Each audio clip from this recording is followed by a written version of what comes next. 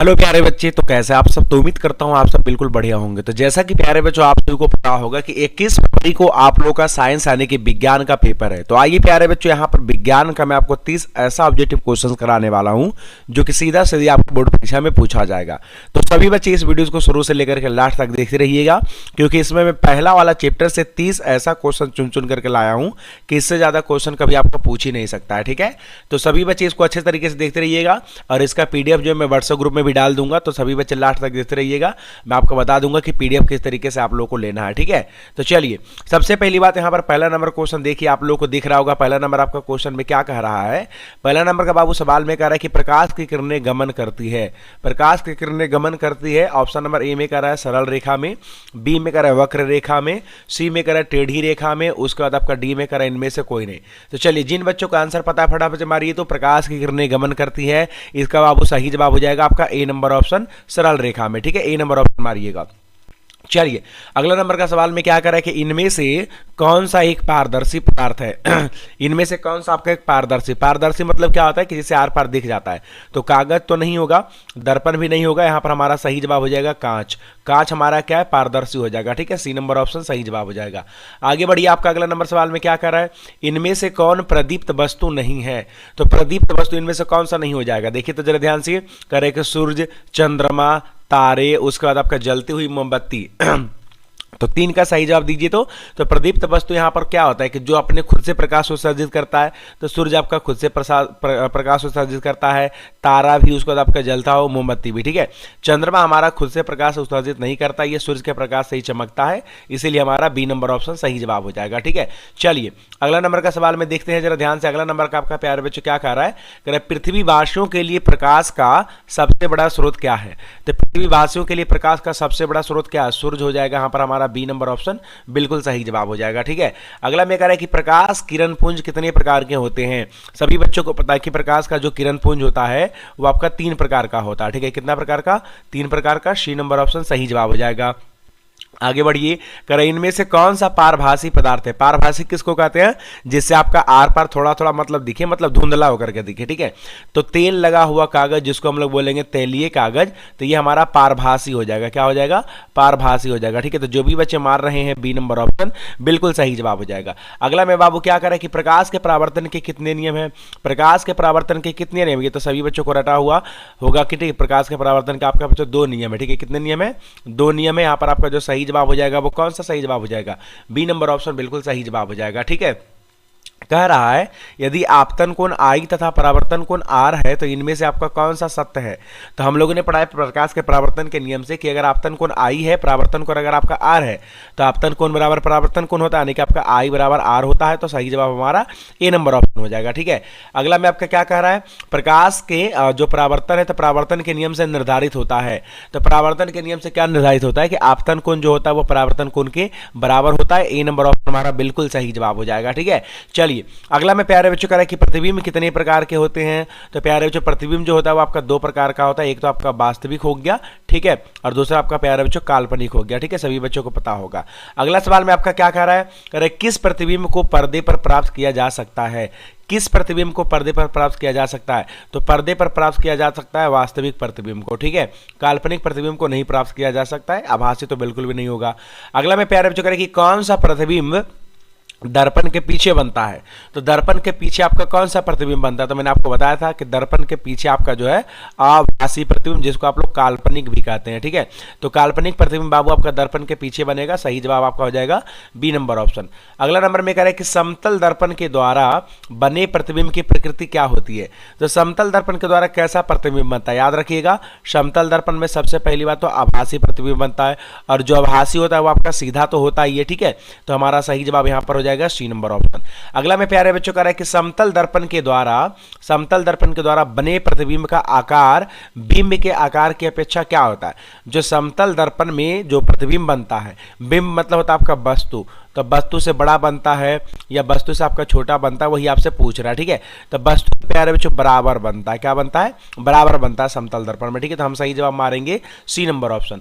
अगला सवाल में कह रहा है कि गोलीय दर्पण कितने प्रकार के होते हैं। तो प्यारे बच्चों गोलीय दर्पण जो होता है ये आपका 2 प्रकार का होता है। ठीक है, कितना प्रकार का, 2 प्रकार का होता है। अगला देखिए, कह रहे कि वह दर्पण जिसका परावर्तक सतह बाहर की ओर उभरा हुआ हो, ठीक है, यानी कि इस तरीके से देखिए, ठीक है, बाहर की ओर क्या है आपका उभरा हुआ है, ठीक है, वक्रित रहता है, वह होता है। तो अगर प्यारे बच्चों वह दर्पण जिसका परावर्तक सतह बाहर की ओर उभरा हुआ, यानी कि मान के चलिए प्रकाश की किरण आएगा, इधर से आपका प्रकाशित हो जाएगा, तो आपका जो परावर्तक सतह है वो आपका ऊपर की तरफ है, यानी कि उभरा हुआ है, ठीक है। तो इस दर्पण को हम लोग प्यारे बच्चों बोलते हैं उत्तल दर्पण। क्या बोलते हैं? उत्तल दर्पण बोलते हैं। कहां पर ऑप्शन आपका लिखा हुआ है? सी नंबर ऑप्शन आपका बिल्कुल सही जवाब हो जाएगा, ठीक है। अगला में कह रहा है कि वह दर्पण जिसका परावर्तक सतह अंदर की ओर धंसा हुआ रहता है, उसे प्यारे बच्चों हम लोग अवतल दर्पण बोलेंगे। यहां पर हमारा बी नंबर ऑप्शन सही जवाब हो जाएगा, ठीक है। आगे आपका क्या कह रहा है? आगे में आपका प्यारे बच्चों कह रहा है कि समतल दर्पण के द्वारा, किसके द्वारा? समतल दर्पण के द्वारा किसी वस्तु का कैसा प्रतिबिंब बनता है? तो याद रखिएगा, समतल दर्पण के द्वारा जो हमारा प्रतिबिंब बनता है वो कैसा बनता है? किसी बच्चों को पता है क्या? तो समतल दर्पण के द्वारा जो हमारा प्रतिबिंब बनता है वो आपका काल्पनिक बनता है। कैसा बनता है? काल्पनिक बनता है और आपका सीधा बनता है, ठीक है। तो यहाँ पर हमारा सही जवाब हो जाएगा ए नंबर ऑप्शन। अगला में प्यारे बच्चों क्या कह रहा है? गोलीय दर्पण के परावर्तक पृष्ठ की वृत्ताकार सीमा रेखा का प्रभावी व्यास क्या कहलाता है? जैसे ये देखिए, ये हमारा गोलीय दर्पण है और ये वाला जो व्यास होगा ये आपका क्या कहलाएगा? तो ये तो दर्पण का द्वारक कहलाता है। क्या कहलाता है? दर्पण का द्वारक। हमारा सही जवाब हो जाएगा डी नंबर ऑप्शन, ठीक है। अगला में प्यारे बच्चों क्या कर रहा है? किसी दर्पण का फोकस काल्पनिक होता है, मतलब किस दर्पण का फोकस आपका काल्पनिक होता है? तो याद रखिएगा, फोकस जो हमारा काल्पनिक होता है तो किसका होता है? जल्दी से बता दीजिए। तो हम कह सकते हैं कि उत्तल दर्पण जो होता है, जैसे देखिए उत्तल दर्पण में ये आपका जो ऊपर की तरफ रंगा हुआ रहता है, ठीक है, तो प्रकाश की किरणें आती है सीधे सीधे चला जाता है, ठीक है। तो यहाँ पर फोकस इसका आपका अंदर की तरफ होता है, यानी कि आपका काल्पनिक होता है, ठीक है। उत्तल दर्पण हमारा बिल्कुल सही जवाब हो जाएगा, ठीक है। चलिए अगला में प्यारे बच्चों कह रहा है कि अवतल दर्पण पर किसी बिंदु की दिशा में आपतित प्रकाश की किरणें बिना विचलित हुए परावर्तित हो जाती है। अवतल दर्पण पर किस बिंदु की दिशा में? अब मान के चलिए कि हमारा अवतल दर्पण है, ठीक है। तो क्वेश्चन ये कह रहा है कि अवतल दर्पण में ऐसा कौन सा बिंदु है जहां पर प्रकाश की किरण अगर जाएगा तो बिना विचलित हुए वापिस चला आएगा? तो सभी बच्चों को पता है कि सी से जो भी प्रकाश की किरण जाता है वो सी से ही लौट जाता है, ठीक है। तो हम मारेंगे वक्रता केंद्र से। कौन सा बिंदु है? वक्रता केंद्र से जाता है तो वक्रता केंद्र से ही लौट जाता है।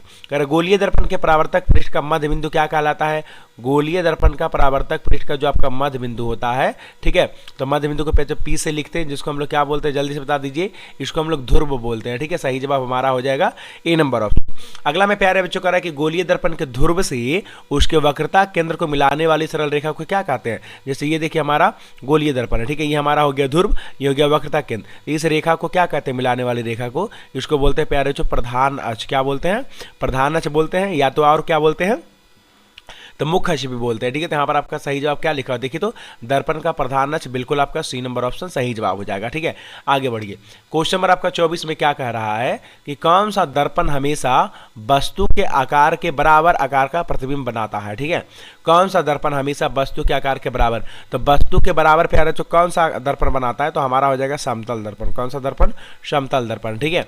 तो सही जवाब हमारा हो जाएगा ए नंबर ऑप्शन। आगे बढ़ते हैं, अगला नंबर में क्या करें कि कौन सा दर्पण हमेशा वस्तु के आकार से छोटा आकार का प्रतिबिंब बनाता है? तो वस्तु से छोटा, तो वस्तु से छोटा हमारा बनाता है उत्तल दर्पण। कौन सा दर्पण? उत्तल दर्पण बनाता है, ठीक है। उत्तल दर्पण हमारा वस्तु से छोटा प्रतिबिंब बनाता है। सही जवाब हो जाएगा सी नंबर ऑप्शन, ठीक है। चलिए अगला में प्यारे तो कह रहा है दर्पण की फोकस दूरी एफ और वक्रता त्रिज्या आर में क्या संबंध है? तो हम लोग को पता है कि एफ होता है हमारा आर का आधा होता है, कि वक्रता त्रिज्या का आधा होगा। बी नंबर ऑप्शन आपका बिल्कुल सही जवाब हो जाएगा। आगे प्यारे बच्चों कह रहा है कि एक उत्तल दर्पण की वक्रता त्रिज्या 32 सेंटीमीटर है, तो इसकी फोकस दूरी क्या होगा? देखिए वक्रता त्रिज्या आपका प्यारे जो 32 सेंटीमीटर है, ठीक है, तो फोकस दूरी क्या हो जाएगा? 32 का प्यारे जो आधा हो जाएगा, यानी आपका हो जाएगा कितना? 16 सेंटीमीटर। सही जवाब आपका हो जाएगा सी नंबर ऑप्शन, ठीक है। अगला में प्यारे बच्चों कह रहा है कि 20 सेंटीमीटर वक्रता त्रिज्या वाले अवतल दर्पण की फोकस दूरी क्या होगा? देखिए इसके पहले उत्तल था तो हमारा प्लस ही रह गया था, लेकिन अवतल में तो हमारा फोकस माइनस होता है। तो फिर जब वक्रता त्रिज्या अगर आपका 20 सेंटीमीटर है तो फोकस हमारा क्या होगा? 20 का आधा करेंगे, यानी आपका 10 होगा, लेकिन 10 हम लिखेंगे माइनस में। किस में लिखेंगे? माइनस में, क्योंकि हमारा कैसा दर्पण है? अवतल दर्पण। तो बी नंबर ऑप्शन मारिएगा, ठीक है। और अगला सवाल में प्यारे जो कह रहा है कि वस्तु से बड़ा प्रतिबिंब प्राप्त करने के लिए किस दर्पण का उपयोग करना चाहिए। तो वस्तु से बड़ा प्रतिबिंब प्राप्त करने के लिए प्यारे बच्चों हमें कौन सा दर्पण उपयोग करना चाहिए, तो ये हमारा सही जवाब हो जाएगा अवतल दर्पण। ठीक है, क्योंकि अवतल दर्पण में हमारा क्या होता है, वस्तु से बड़ा प्रतिबिंब बनता है, छोटा भी बनता है, एक बार आपका बराबर भी बनता है, तो बड़ा तो कम से कम बनता है ना। और लास्ट सवाल देख लीजिए क्या कह रहा है। लास्ट सवाल में प्यारे बच्चों आपका क्या कह रहा है, देखिएगा जरा ध्यान से। अगर अवतल दर्पण किसी वस्तु का कैसा प्रतिबिंब बनाता है, अवतल दर्पण पे किसी भी वस्तु का कैसा प्रतिबिंब बनाता है, तो याद रखिएगा अवतल दर्पण में हमारा वास्तविक भी बनता है, काल्पनिक भी बनता है, यानी कि आभासी भी।